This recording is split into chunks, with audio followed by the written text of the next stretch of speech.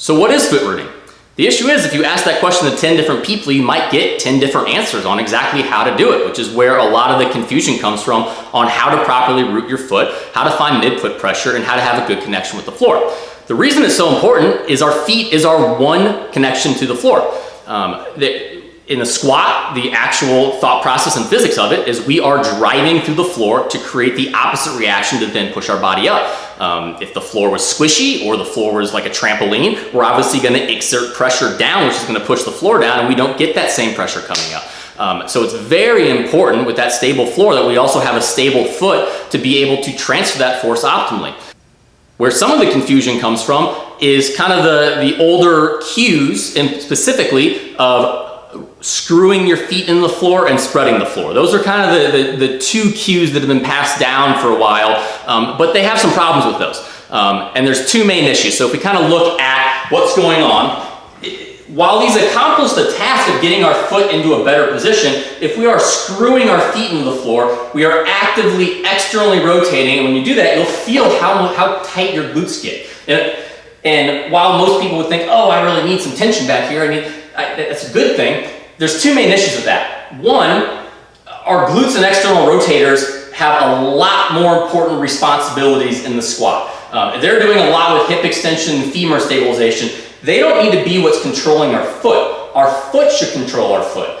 We don't ask something else to help with knee extension. We have our quads do it. So with our foot, we need to create a strong foot position that's controlled by the actual foot musculature, not by muscles throughout the hips. Second, the other issue is that if we're biasing too much into external rotation through screwing our feet in the floor, or we're trying to spread the floor, which is doing the same thing, we're biasing away from our internal rotators or our adductors. And the fact of the matter is at the bottom of a squat, the main movers are the quadriceps for knee extension and the adductors for hip extension. It's not until a little bit above parallel that our glutes then become the main mover for our hip extension. So what you'll see a lot is with people who are trying to screw their feet in the floor or spread the floor, they'll look good going down, but once they come up, they have this internal rotation of the knees as they come up because their adductors have to work. If you're biasing too much externally, there you have no other option but when you come up out of the bottom of the squat for the adductors to have to find a way to do their job to then internally rotate and provide the hip extension out of the hole we need. So we don't want to bias too much in the external rotation for that matter.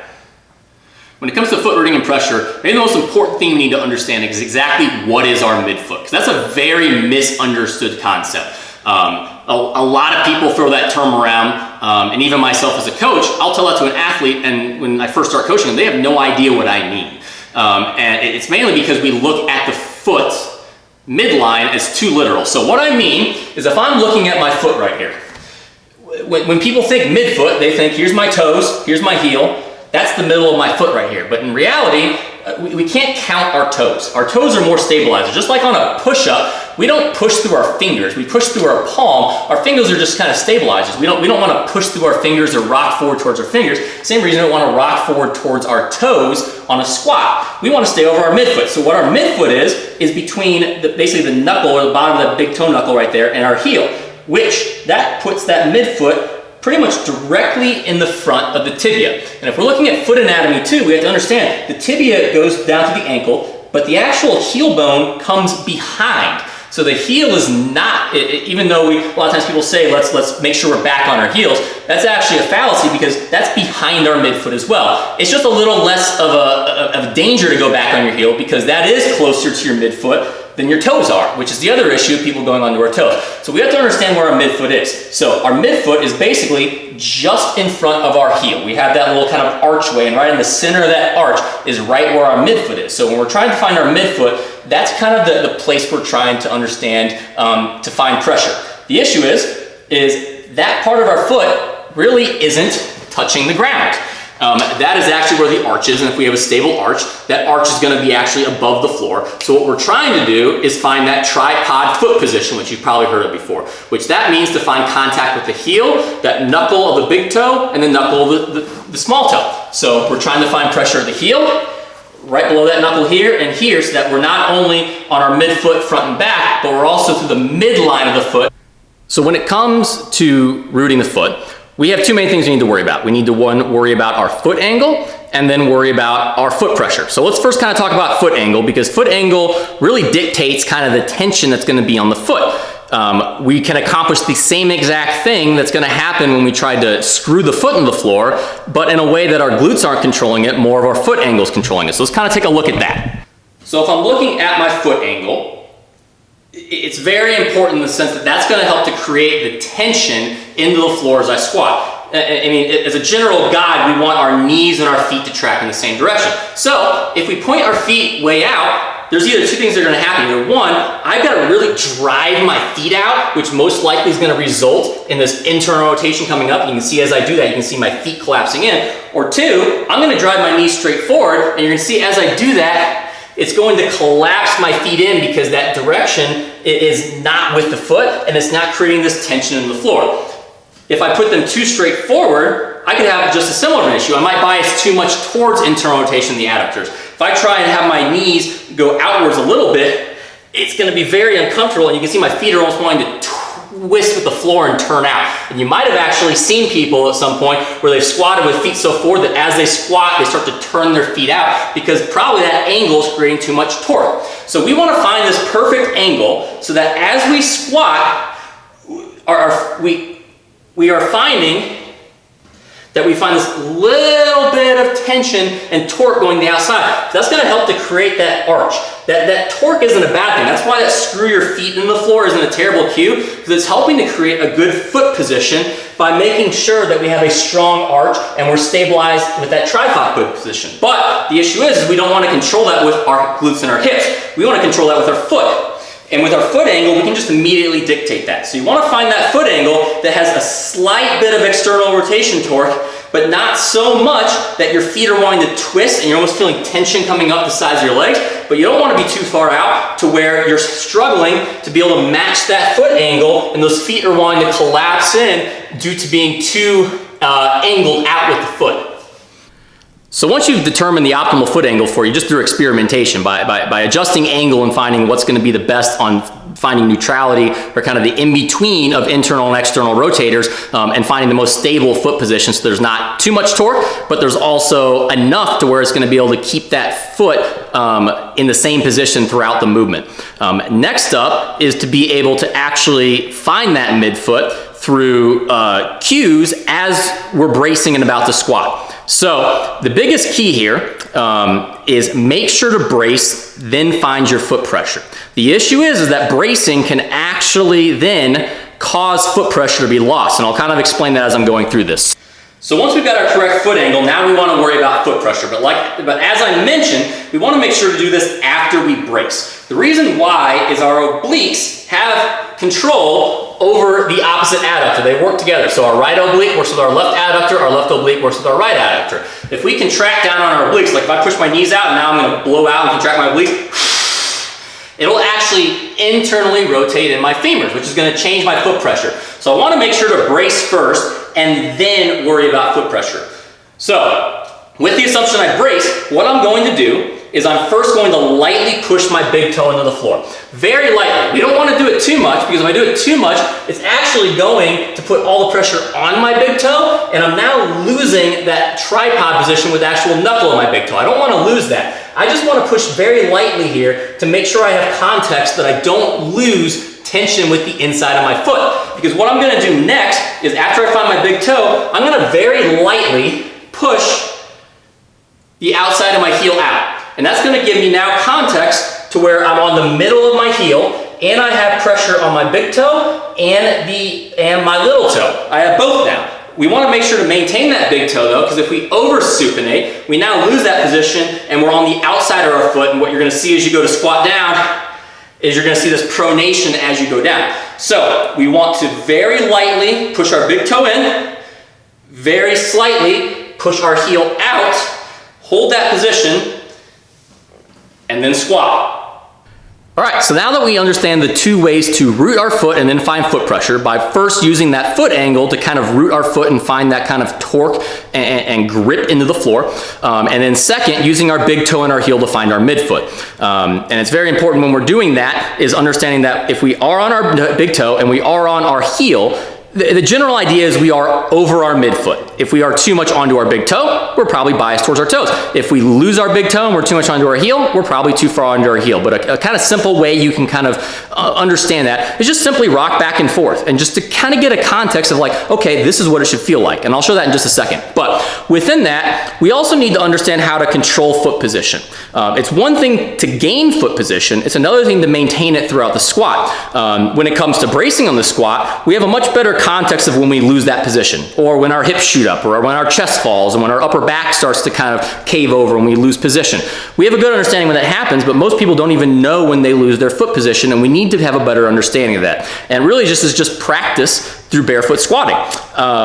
It could be body weight, it could be actually programming it as a barefoot day, but we need to actually feel that position and then be under control so that when we feel like we're about to lose it, we stop. And so let's kind of take a look at this. First, as I kind of mentioned, it's good just maybe before you squat, just find the context of where is your midfoot. So if I'm standing here, I find my big toe, I lightly push my heels out, I'm gonna rock back and forth. Right now, I very obviously feel my toes stabilizing.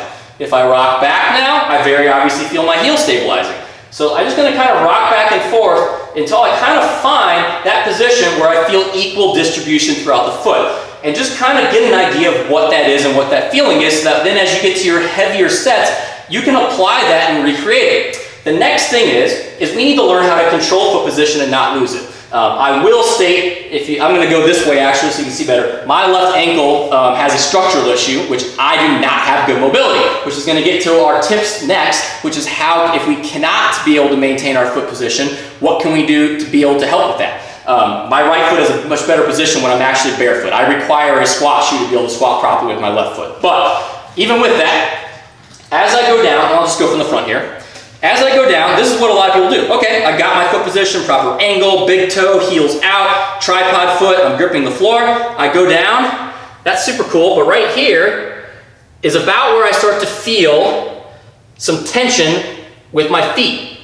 If I keep going, they're gonna wanna collapse in. And that's where a lot of people will allow that to happen. We have to understand that we need to not allow that to happen. That's the end range of a joint.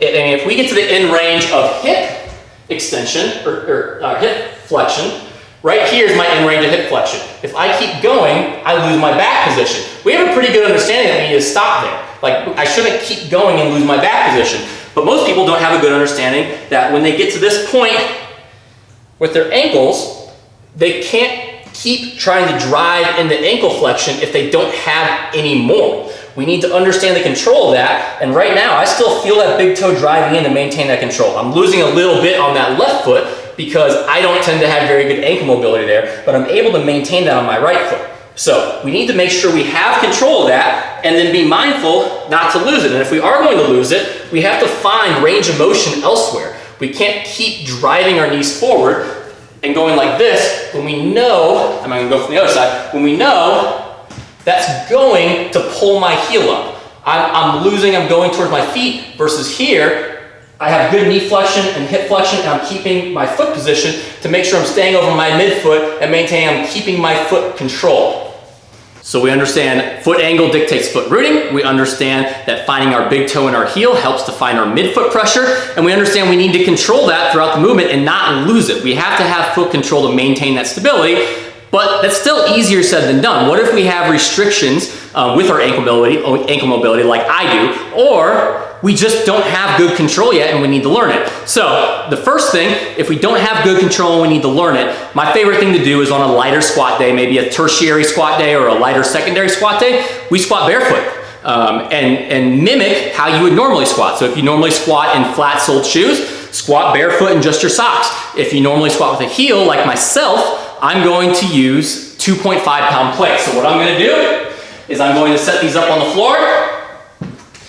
At my stance width, I'm usually going to walk out of the squat rack, figure out where my feet go, and then place these here. And then I'm just going to put my heel right on the edge of it. So my heel is in contact. My midfoot is actually, in a sense, almost kind of off the floor a little bit. And then I'm bouncing through the knuckles of my toes. And I'm going to go through the same process there. As I'm going to dictate my proper foot angle. I'm going to find my big toe. I'm going to lightly push my heel out to be able to find my midfoot. And then I'm going to squat down. And that's going to help me to be able to maintain my ankle position by giving me the adequate ankle mobility through that slight heel lift, while being able to have better context of what my foot's doing. The higher heel we have on a shoe, the harder it is to find context with the floor. Most of you probably already have found that. If you go squat barefoot, it's much easier to say what I'm talking about right now, or do what I'm saying what I'm talking about right now, than it is to go put a shoe on and repeat that same process, because we start to lose that feeling of the floor and that context of what our foot is doing. So it's first important to, one, get context with our foot without a shoe, because if we can't get it without a shoe, we're not going to get it within a shoe. So this is the first thing I'm going to do, is be able to learn how to barefoot squat and be able to control that position. And that might be something I have someone do year-round on a lighter day. I typically don't want to do this on a heavier day, because as you're walking out, you got to find these foot placements. Not the best way to do it. So typically I'm going to do something like a tempo squat barefoot, to really force control and feel this position all the way down and really get good context of foot pressure. From there, we need to then apply that to a shoe. So obviously there's usually two different types of shoes. We have our half-inch shoe like a power lift, or a half-inch heel height, or we have our 0.75 like a Romaleo. I personally use a Romaleo because, again, I have that structural issue with my left ankle. I can't improve its mobility, so I've got to find a way to be able to increase that ankle flexion in other ways. So the issue is the higher we get up on that heel, like I said, the harder it is to find context. But you really need to reframe how you're thinking. So what you need to do with a heeled shoe is don't try and feel the floor, because you can't. It's not going to be possible. There's way too much material here, especially that Romaleo super hard. You're not going to feel the floor through your shoe. You need to feel the inside of your shoe. So this is a pretty hard insert in here. I'm going to make sure when I'm squatting in this, I'm trying to find my footing within the shoe, because this shoe's flat. It's not going to want to roll unless you force it to roll. If I lay this shoe down right now, it's going to lay perfectly flat in position. The only reason it's going to move is if my foot moves inside. So instead of thinking about, is this shoe flat, think about, is my foot flat inside the shoe, and am I finding context? So that's the biggest thing when we're coming to heeled shoes, is make sure to not think about the floor as much. Think about the floor is the inside of your shoe. To you it is. And make sure to find context within the shoe, not trying to find context with the floor. So to summarize everything we've been talking about, our foot angle dictates our foot rooting. So how our foot angle is helps to kind of find that in between of internal and external rotation. So we put both of those muscles in the best position to be able to work together versus work against each other. It also helps to create that slight little grip and torque of the foot to help to maintain that position by having the right foot angle that doesn't create too much torque, but doesn't have not too much torque. The second thing is to find that midfoot pressure. We're first finding that big toe after we brace, and then having that slight outward movement of the heel to then find more of that outward context while maintaining that big toe to find not only midfoot pressure from the side, but also front to back. We need to then control that throughout the entire range of motion, not losing that position.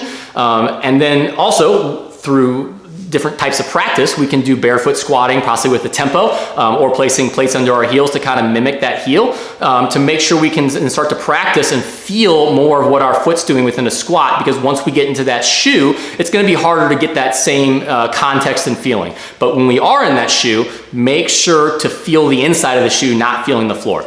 So hopefully now when someone asks what is foot rooting, you have a better idea of how to explain that, versus this very broad question where you're going to get lots of answers. This kind of helped to narrow down exactly what's going to help to get you that best foot rooting and foot pressure in the squat, and make sure you have the best stable connection with the floor to help maximize force production, maximize strength, and maximize your progression within the sport.